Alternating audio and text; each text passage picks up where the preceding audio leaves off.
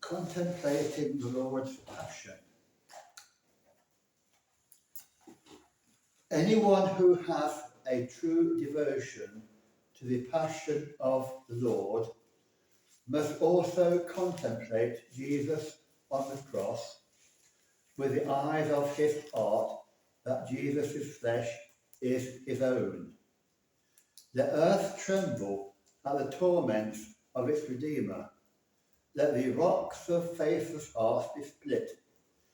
And now that the mighty obstacles have been shattered, let those leap forth who are weighed down by the tombs of mortality.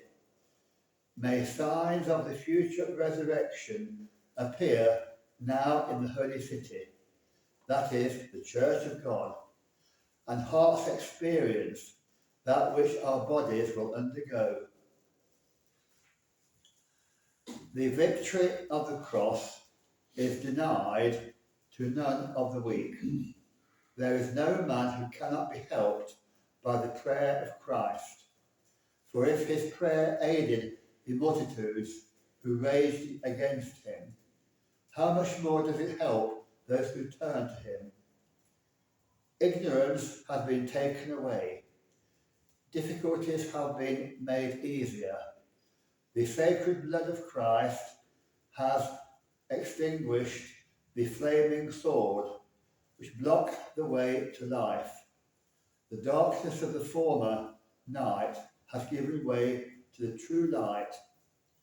The Christian people are invited to share the riches of paradise, and the road back to the fatherland they lost has been thrown open once more to all who have been reborn, unless anyone closes for himself that way which the faith of the thief was able to open up.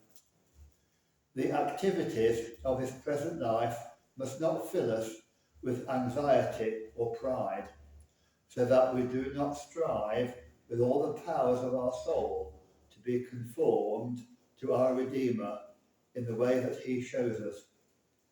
He performed and suffered everything necessary for our salvation, so that the power which was in the head might also be found in the body. Indeed, what man has left deprived of his mercy, except the unbeliever, by that taking of our substance in the divinity, whereby the Word was made flesh and dwelt among us? Who does not share a common nature with Christ if he has accepted him who assumed our humanity and has been born by the Spirit by which he is begotten? Again, who would not recognize his own infirmities in him?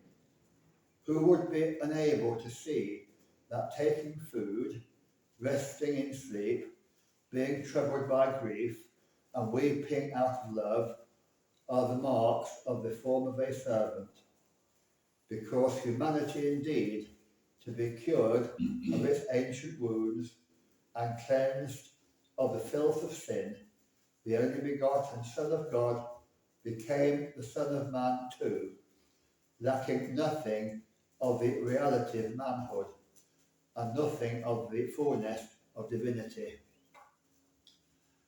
That belongs to us which lay lifeless in the tomb, rose again on the third day, and it is ascended above all the heights of heaven, to the right hand of the glory of the Father.